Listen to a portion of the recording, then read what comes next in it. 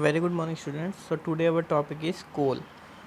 As we all know that we are used in ancient times, we have used coal in many parts of our life. For example, हम kitchen में भी coal का use करते थे to form our food and train के engines में भी एक जगह से दूसरी जगह जाने के लिए कोल का यूज़ होता था। कोल के इंजन होते थे और कई और चीज़ें लाइक घरों में भी हम कोल का यूज़ करते थे कि हीट प्रोड्यूस करने के लिए इन द विंटर सीज़न।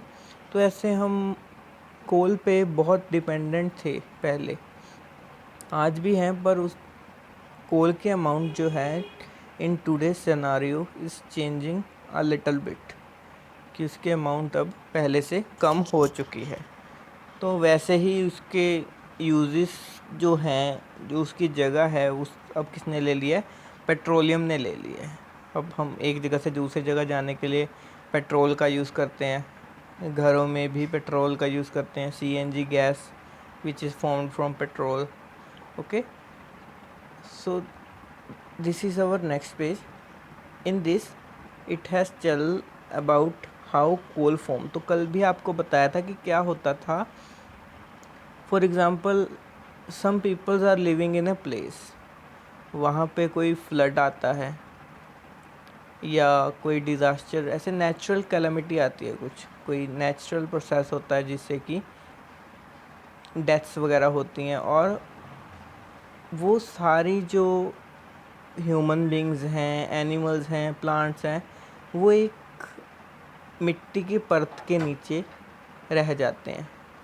तो क्या होता है कि उससे एक through a little time more that another layer start come on that part।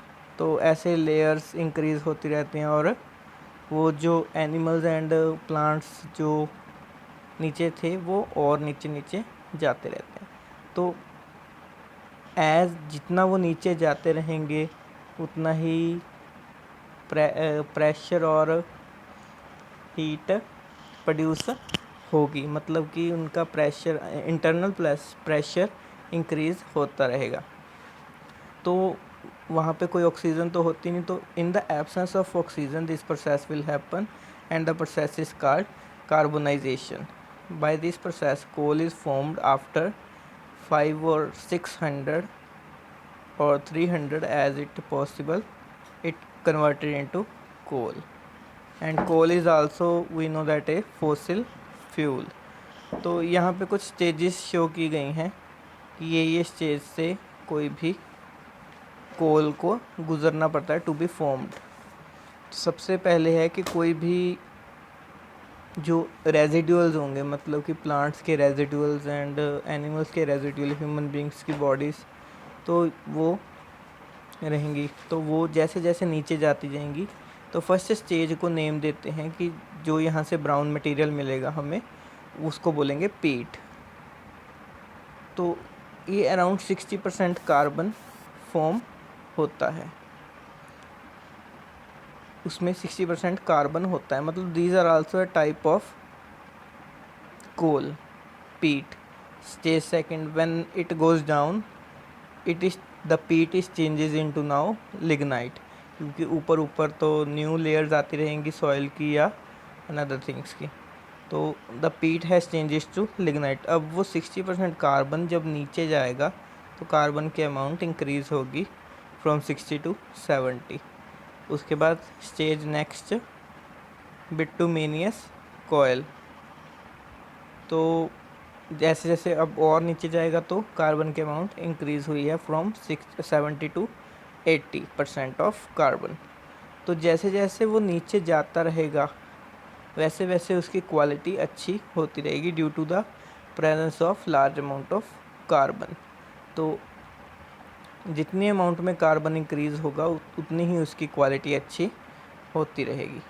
तो the last stage is anthracite, when the bituminous कोयल इज चेंज इनटू एंथ्रासाइट। तो इसमें 90% कोल होता, कार्बन होता है, and this is the best quality of coal. तो these are all different types of names of coal, different types of names of coals like anthracite, bituminous, lignite and peat. Peat can also be used to be burned, but it doesn't gives better efficiency as anthracite.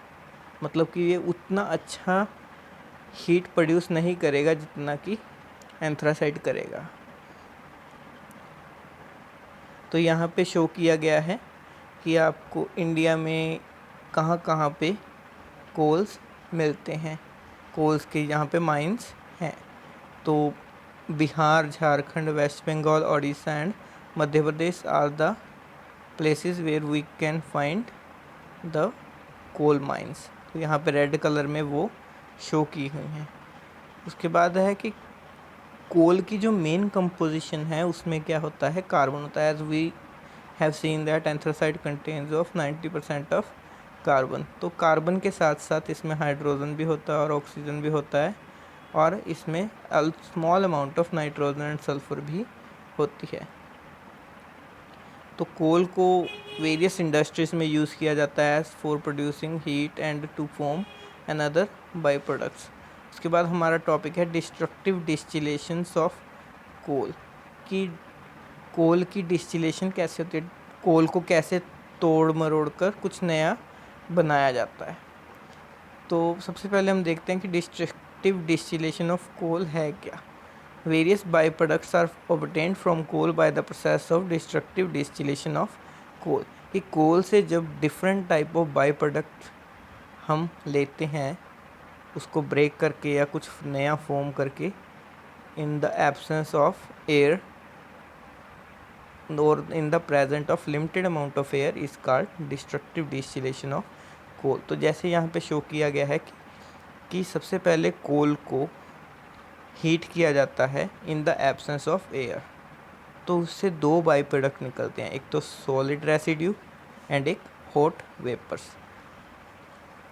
तो जो ये solid residue हैं इनको बोलते हैं coke, means these are the powder residues, कि coal को जब बर्न किया जाता है इन द एब्सेंस तो वो एक पाउडर देता है, ब्लैक कलर का पाउडर, जिसे हम बोलते हैं कोक। उसके साथ क्या निकलते हैं, हॉट वेपर्स निकलते हैं। तो जब उन हॉट वेपर्स को कूल किया जाता है through passing through the water, then it gives us two byproducts again.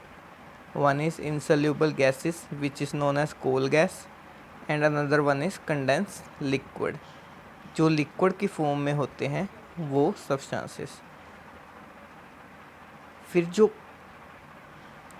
Coal gas है इसको हम डायरेक्टली यूज़ कर सकते हैं for cooking and another purposes, these are used coal gases. And the condense liquid which is formed is allowed to stand, मतलब कि उसको ऐसे ही बड़े बड़े कंटेनर्स में स्टोर करके रख लिया जाता है और उनकी दो लेयर्स फॉर्म हो जाती हैं। जो ऊपर वाली लेयर होती है वो होती है अमोनिकल लिक्विड, एंड जो नीचे वाली लेयर होती है वो होती है कोल टार, जिसे हम लुक भी कहते हैं। Thank you students.